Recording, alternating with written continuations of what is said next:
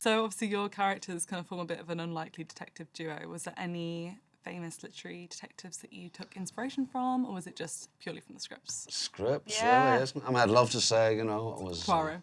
Poirot, yeah. But... You could have had a moustache, couldn't Yeah, but... No, we just used to sort of go from the script. I played a lot of detectives, a lot of cops, so it was quite nice not doing this show, and then, of course, he becomes like a cop. I mean, I just can't get away from that either. No, this is my first, at the age of 59, it's my first police person. Am I allowed to say person? Aye, I think you're supposed to. I don't know. And was it your first time firing a gun or anything? Yeah. On camera, it was, wasn't it? On camera, yeah. But no, I had, you know, proper training for that. It's amazing how loud it is, actually. I was, in the very early days, I had to do this flashback scene where I had to do a drugs raid because in my former life, Elena was a firearms officer, and I just thought, oh my God, Ruth Jones from South Wales is now pretending to be a firearms officer doing a drugs raid, and I had to absolutely dive in to try and make that as believable as possible because it wasn't really in my bank of experience, let's say. But yeah, it was great. I mean, I did show a picture to my family of me dressed in all the gear and they went, "Is that you?" And I went, "Yes." And they went, "Is it a comedy?" Thanks, guys. Yeah, I've seen it. Oh, that's great. Did you have to do any training for your fight scenes or anything, or was that just off the top of the No, dome? well, actually, but do you know what? Because the fight scene in episode 1, it was important in a sense that it was quite, that it kind of revealed a bit of Simon that even then you might think, oh God, because it's quite explosive, it's quite brutal, it's fairly full on. And we spent a day doing that, and it was knackering, to tell you the truth. But really, I think it works well, and it's you know, these things are important. It's releasing on New Year's Day. Uh-huh. Why do you think that people should kickstart their year with Runaway? Well, because I think they will be feeling a little bit jaded after the Christmas and New Year's Eve period, and they will want to be able to just sit down and turn on their telly and all of a sudden be confronted and drawn into a world which will get them to the edge of their seats and gets them fully invested and ready for the year ahead. Yeah, because it's so unrelated to Christmas. Yes. It couldn't So be cleanse. less festive. But yeah, it's a great mystery. You know, you can have that quiet time to just sit down and get involved in a completely new mystery. So yeah, I think it's a great way to start the year. And the cast is such an amazing mix of people who've been working for decades and then such amazing new talent. What was it like working with these new faces? Brilliant. I mean, Ellie Dulane, who plays the Runaway, Paige, is really fantastic. I mean, she's done a fair wee bit of work. She lives in Amsterdam. She's half Dutch, but she's just got brilliant ideas, wonderful kind of passion, real wisdom, wise beyond her years. Although that's probably sounds patronising. It's not meant to, and just fantastic to work with. As were the others, you know. Maeve and John. Oh, they're brilliant. Yeah. Oh, yeah. They play Ash and Dee Dee, so they're it's wonderful. And then also working with Geraldine James, I worked with, towards the end of the show, and that's incredible. Annette Badland. Oh, Annette. Yeah, and Minnie Driver, of course. Of course, Minnie, yeah. Brilliant. I've worked with Minnie before, and she just brings such truth and originality. Have you ever worked together before? No, and I think a bit to our surprise, maybe.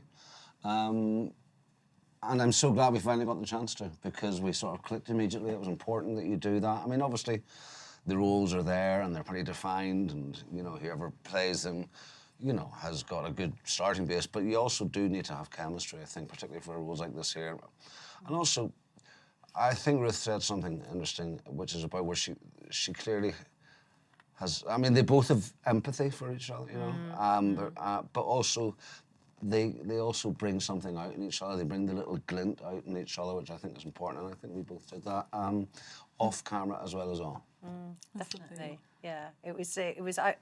I was quite nervous about working with Jimmy because I hadn't worked with him before, and I was a big fan of his work, and I thought, oh gosh, you know, because obviously, like, well, back to Cold Feet, I was just like a big fan, and I was thinking, oh God, what's this going to be like? And it was great, just from the first scene that we did. It was really, really good, and I think it does help hugely. And we had quite a laugh, didn't we, as well? Yeah, Because we you know, did. sometimes some scenes, like the scene in the drug den Yeah, with with Lucian, Lucian, who was plays Cornelius. Well, he's very just- naughty. He just spends all day laughing. I mean, he's ridiculous. If you actually think back on it, though, you know, he just takes. I mean, he's ridiculous. Yeah, but also. But it was brilliant. good when the subject matter is so dark as well.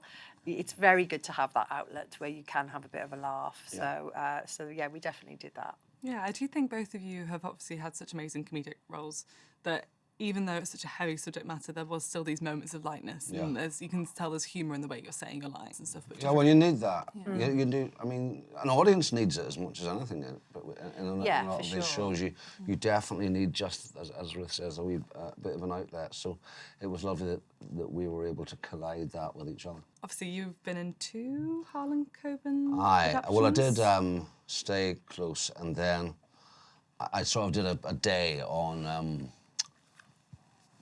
Missing You.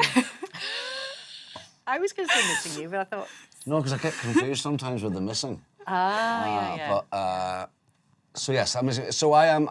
So I had a very good idea. Also, because they're mostly made by Key Street, you know, I love working with them. You know, I've known Nicola Schindler for a long time, and Nicola was at Red with Richard, and for them to be at the helm makes it a very attractive proposition for me, because you know you're in very safe hands. You know that they are very collaborative. You know that they and Netflix work very closely with their actors and their directors. So it feels like they're part of a team, and so that, you know, that's a really good starting point. Oh yeah, the collaboration was amazing, and you did feel that you were really looked after in discussing the script, discussing the scenes. So, for example, if there were lines, because obviously it's originally American, so sometimes there might be just like a tiny little turn of phrase that you go, oh well, that's quite American, not British.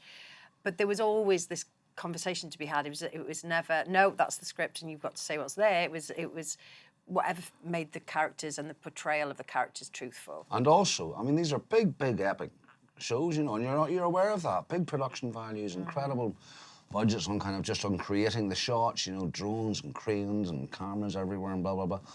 But you never feel that you're not listened to. And I mean, it's terrifying in a sense. Nicola is just always on the end of a phone. I mean, it's just bizarre. It's like And she she's just... got such a warmth to her, isn't she, as well? She's not like a sort of a distant producer. She really does listen to you and engages. I think because she's so passionate about the work. And also Harlan as well. Yeah. Harlan's always on the end of a phone. I mean, you know, this man's a juggernaut, you know, and a global phenomenon in a sense. But when we're filming, he's always there sorry. I'm trying to think of something. So was I. couldn't think of I couldn't think of anything funny. I was going to say, There goes is my that your career. ego? But yeah, so Harlan is, so as I was saying, Harlan is, I mean, you know, as I say, is a kind of a global phenomenon in a sense, yet when we're filming this, he's always there on the end of a phone to kind of give advice. And really humble, actually, isn't he? Like, Well, when you're that rich, you can afford to be. Have you read many of his books? I hadn't, you know, before I did Stay Close, I hadn't read a lot, but yeah, I have not, you know, I have not, and they're just, they're great. It's just page turners. it's fascinating as well how much they appeal to such a variety of people. Like, you know, a lot of like people younger than me just go, oh, Harlan Coben. And then my auntie, who's like 83 or something, she's like, oh, I love Harlan Coben. Oh, yes. Oh, he's fantastic. So it's great to have that universal appeal. And also, it's funny when you're filming one of his shows and you go into like W.H. Smith's or whatever at the airport, and just everywhere. Yeah. You're just confronted by him everywhere. I mean, I text him quite a lot and say, I just cannot get away from him.